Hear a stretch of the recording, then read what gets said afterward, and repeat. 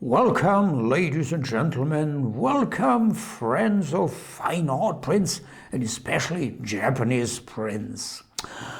I'm Dieter, I'm the owner of a little family company with the name of Artelino, and we've offered and sold Japanese prints since 2001 in weekly online auctions. And today, I begin with one of our first videos in the new year of 2022. And currently we run an auction titled Sosaku Hanga and Japanese Prints. And I want to present a few outstanding art prints of the so-called Sosaku Hanga art movement. Well, those of you who've seen a few of my videos, you are aware with the fact that I'm not making these videos for top experts, but on the contrary, I want to bring the charm and the wonder and the beauty of Japanese prints to people who are not yet familiar with it. And therefore, I think it's my obligation now to explain what is Sosaku Hanga. Well, one by one, Hanga is the Japanese word for print, and Sosaku means creative. So this is something about creative prints. And now I have to go a little bit into history of Japanese art, especially of Japanese printmaking. You probably all know great names of Japanese woodblock prints from the 19th century, like Utamaro or Hokusai, the guy with the great wave and the small boat, which looks like it's going down into the sea every moment. The landmark practically of Japan. And you may have seen the art prints by Hokusai from the Tokaido series. Well, the situation at the beginning of the 20th century was very different and was very gloomy for Japanese printmakers. Their old markets, which had been to produce prints for the common people, for the Japanese popular kabuki theater, it was a kind of a communication medium, just like newspapers, yeah. But that market was dead. It had been replaced by photography at the beginning of the 20th century. And, well, those printmakers still left. Well, they were glad to have a job as an illustrator at a newspaper, and publishers of Japanese prints, they made mostly reproductions of old Japanese prints by such artists like Utamaro or Hokusai.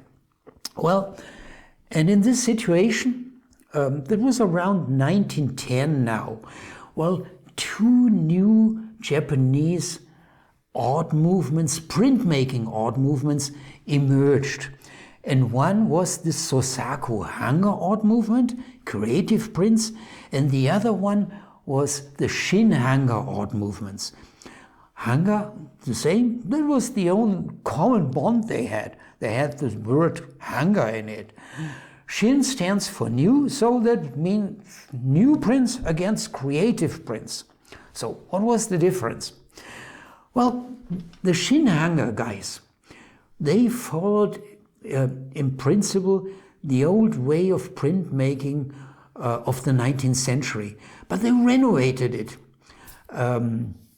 They renewed it with techniques they had seen from the French Impressionists, and they put some Western elements into it, and they had a very high technical standard, and they catered mainly not so much for the Japanese people, but for Westerners, mostly Americans.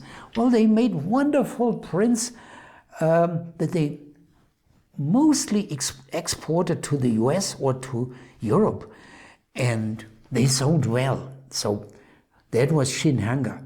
Sosaku Hanga, creative movement. Behind it were students, Japanese art students, who had been in Paris. Paris at that time was the mecca of the art world, and they had experienced the Western philosophy of printmaking, which somehow has an odd idea stemming from the Romantic period of the artist as a genius, And of course, a genius, an artist genius, has to do everything himself, yeah? But the traditional Japanese printmaking, that was a teamwork.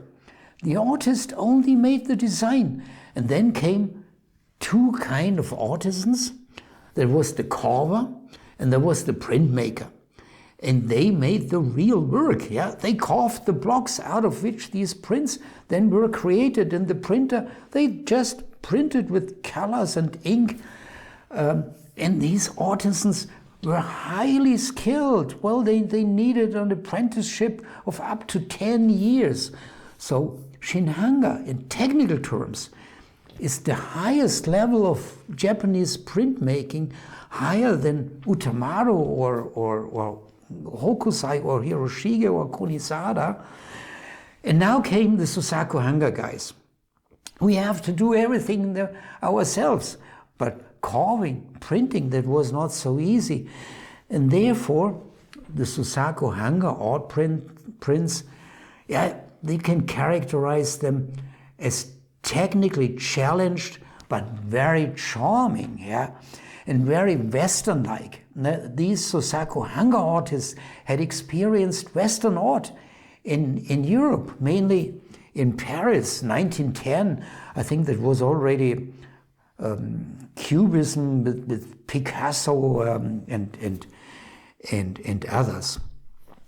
Well, this just to explain what is Sosaku Hanga for you guys who are not experts in Japanese prints.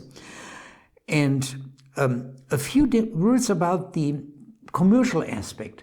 Shinhanga was very successful and still is in our days. Sosaku Hanga at the beginning was very tough for the printmakers. There was hardly any market. That was until World War II, and it changed after 1945. Due to, well, there were several factors. First of all, I have to mention one guy, an American, Oliver Stadler. He was from the American occupation forces, and he discovered these Sosaku Hanga artists, and he supported and promoted them. He organized exhibitions, and he wrote a famous book. Unfortunately, I don't have it with him. And that book changed a lot. And then in the early 1950s, these Sosaku Hanga artists, they exhibited in some important international exhibitions, the so-called print biennials of Sao Paulo or Ljubljana or in other towns. And to the surprise of the art world, the Japanese printmakers, and they were practically all Sosaku Hanga artists, they all got first, second, third prizes and came out big in the international art market. Well, so much that you understand what is Sosaku Hanga, because it would be idiotic to use this expression if you don't know what's behind it. And now, quick walk through some of these Sosaku Hanga art prints that we have in the current auction by leading artists. Well, by the way, you find that in an article here in our, we have an extra section. Can you see it? Yeah. Education and their articles. Yeah. There, Sosaku Hanga auction 1714. So one by one, let's start with Kiyoshi Saito. Kiyoshi Saito was one of these guys who grabbed all these prizes and came out as a shooting star among the Japanese Sosaku Hanga printmakers. He had a rather special and very smart technique. He used rather large, flat areas in a way that it was easier for him to do the carving and the printing. Yeah, there is not so much challenge behind it, technical challenge. Nevertheless, it produced beautiful prints, and he understood how to integrate the grain of the wooden block into this image. Well, here you can't recognize it, but this is from a famous series by him, Aizu in Winter. Aizu, that is the town where he lived, and this is an area apparently with a lot of snow in winter. And okay, I'll now show you, we have 3 or 4 by this artist, Kiyoshi Saito. There you can recognize a little bit the grain of this wooden print. This is a Buddha statue, and the next one also. There, the face, yeah, is the wooden grain. And you see it's relatively simple. Nevertheless, the effect is great, and today is one of the not only leading Sosaku Hanga printmakers, but in the market, one of the expensive artists. And due to this technique, he was capable of making a rather high output in a relatively short time. I mentioned this under purely commercial aspects, like this. He could make a relatively good living just by printmaking, which most of these Sosaku Hanga artists, they often had a second job. And this here, Senpan Maekawa. And this is now, in my view, this is so typical for this Sosaku Hanga style. Yeah, I mean, it's charming, it's beautiful, but it has, and it looks mix of Japanese and Western. Of course, you can recognize this girl. Yeah, she looks somehow Japanese. Very cute, and many people like that.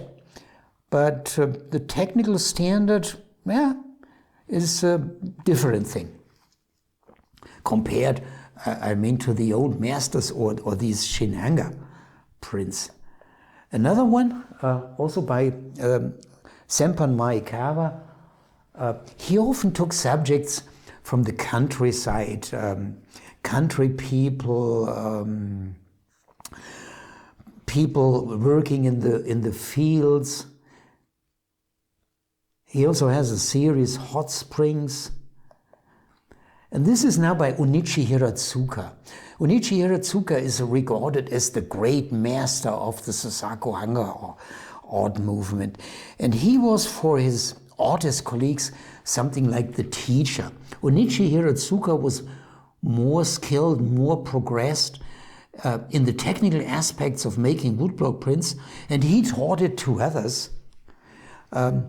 Quite a few of Unichi Hiratsuka's prints are in black and white, but not all of them. There are also many, if you like colors, many multicolor prints. And Unichi Hiratsuka is also among the expensive artists.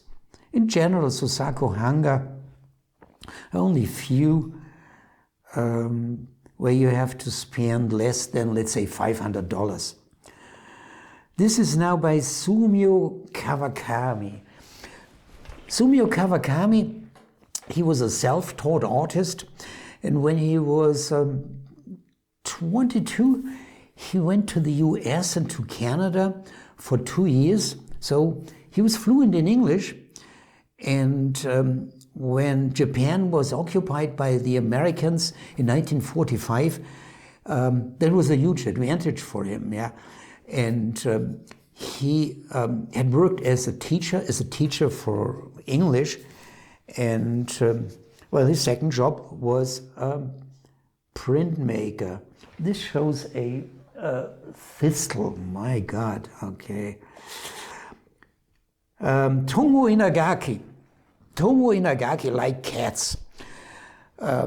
And the market likes cat prints. Tomo Inagaki made many subjects of cats in a rather modern style. When you see them, it reminds you of the 1960s and 1970s. Well, this is a non-cat subject, tulips, and it's beautiful. When you see it's simple, nevertheless it has some shading, very nice combinations of colors, and yes, it's beautiful, although it's very different from old Japanese art prints. The last one, Kishio Koizumi. Well, Kishio Koizumi is among those Sosaku Hanga artists, let's say, who made the more realistic, more Japanese, less semi-abstract designs. And he was also technically pretty good. And he made a series, 100, what's the precise title? 100 Views of Great Tokyo in Showa. And this series was started in 1928 and was finished 12 years later. And it was a reaction to the destruction by the Great Kanto earthquake of Tokyo in 1923. So 1923, Tokyo was devastated completely by this earthquake and by the following fires. And now in 1928, 5 years later, he began this series, and it was a kind of expression of the pride of the Japanese people for the reconstruction of Tokyo and for other cities that had become the victim of this earthquake. Well, this was the last of these prints by the Sosaku Hanga art movement that we have in the current auction, 1,714. And the auction will end tomorrow, January 9, almost at 8 o'clock on a Sunday, 8 o'clock our local time. We are usually 6 hours ahead of US East. Would be pleased to see you in our auctions, and of course I'm always pleased to see you in our next videos. And if you like these videos, don't forget, put a like on it or a nice comment. Thanks. Goodbye.